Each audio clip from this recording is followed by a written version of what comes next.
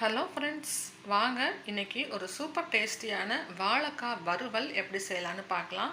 ரொம்ப சூப்பராக, அதே சமயம் ரொம்ப சிம்பிளாக செய்யக்கூடிய ஒரு டேஸ்டியான வறுவலுங்க. தயிர் சாதத்து கூட சாப்பிட்றதுக்கு, அப்புறம் ரசம் சாதம், சாம்பார் சாதம், இது எல்லாத்துக்கூடையுமே ஒரு சூப்பரான சைட் டிஷ்ஷாக இருக்கும்.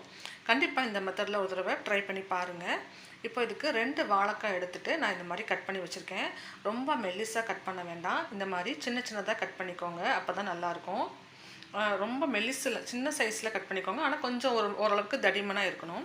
இப்போ கொஞ்சமாக எண்ணெயை காய வச்சு நம்ம கட் பண்ணி வச்சுருக்கிற தோல் சீவிட்டு கட் பண்ணி வச்சுருக்கோம்ல, அந்த வாழைக்காய் இந்த எண்ணெயில் சேர்த்து கொஞ்சம் கொஞ்சமாக பொரித்து எடுத்துக்கணும். நம்ம வேறு உப்பு காரம்லாம் இப்போ எதுவும் போடலை, ப்ளெயினாக அந்த கட் பண்ண வாழைக்காயை அப்படியே போட்டு பொரித்து எடுத்துக்கிறோம்.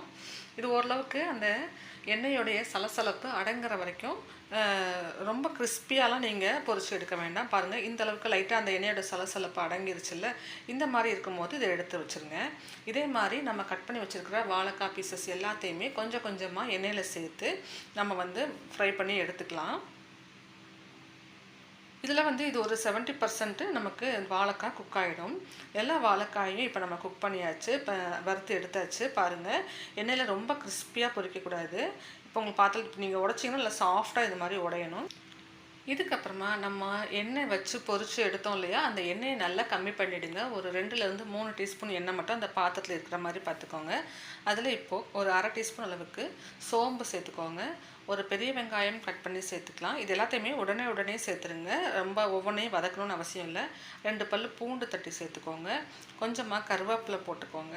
கூடவே தக்காளி ரொம்ப கம்மியாக சின்ன சைஸில் ஒரு தக்காளி பழம் இருந்தால் சேர்த்துக்கோங்க. பெருசாக தான் இருக்குன்னா பாதி தக்காளி மட்டும் சேர்த்துக்கோங்க, தக்காளி அதிகமாக போட வேண்டாம். இப்போது இதில் மஞ்சள் தூள் சேர்த்துக்கோங்க. இந்த வாழைக்காய்க்கு உங்களுக்கு தேவையான அளவு காரத்துக்கு தனி மிளகாய் தூள் சேர்த்துக்கோங்க. நான் இன்றைக்கி 1 டீஸ்பூன் சேர்த்துருக்கேன். அப்புறம் இதுக்கு தேவையான உப்பு சேர்த்துருங்க. எல்லாத்தையுமே நம்ம ஒன்றாவே சேர்த்துட்டு இந்த எண்ணெயில் ஒரு தடவை அப்படி கலந்து விட்டுட்டு நம்ம இது கூடவே உடனடியாக கையோடு நம்ம அந்த வாழைக்காயெல்லாம் வறுத்து வச்சுருக்கோம்ல, அதையும் உடனே சேர்த்துடணும். ரொம்ப லேட் ஆக்கக்கூடாது. இது எல்லாத்தையும் ஒன்றாவே போட்டுடுங்க. இப்படி ஒன்றாவே போட்டு நம்ம கலந்து விட்டு இதை நம்ம நல்லா வதக்கி எடுத்துக்க போகிறோம்.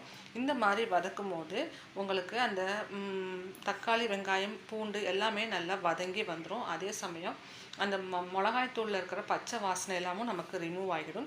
வாழைக்காயிலையும் நமக்கு நல்லா உப்பு காரம்லாம் நல்லா பிடிச்சு வரும். இப்போ பாருங்கள், அந்த தக்காளி முழுசாக இருக்குது இல்லையா, நம்ம இதை ஒரு 5லேருந்து 10 நிமிஷத்துக்கு இது அப்பப்போ இது மாதிரி இடையில கலந்து விட்டு வதக்கி விட போகிறோம். இந்த மாதிரி வதக்கி விடும்போது உங்களுக்கு அந்த தக்காளியெல்லாம் நல்லா குக்காகி அப்படியே மசிஞ்சு வெறும் தோல் மட்டும்தான் கடைசியில் இருக்கும். அந்த அளவுக்கு இதை நம்ம நல்லா ஃப்ரை பண்ணி எடுத்துக்க போகிறோம்.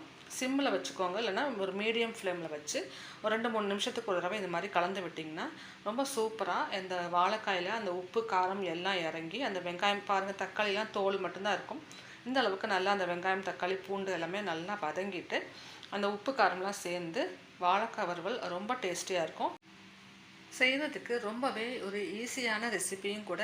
இது மாதிரி ட்ரை பண்ணி பாருங்கள், உங்களுக்கு ரொம்பவே பிடிக்கும். இந்த வீடியோ உங்களுக்கு பிடிச்சிருந்தால் லைக் பண்ணிவிடுங்க. நம்ம சேனலை சப்ஸ்கிரைப் பண்ணி வச்சுக்கோங்க. தேங்க்ஸ் ஃபார் வாட்சிங்.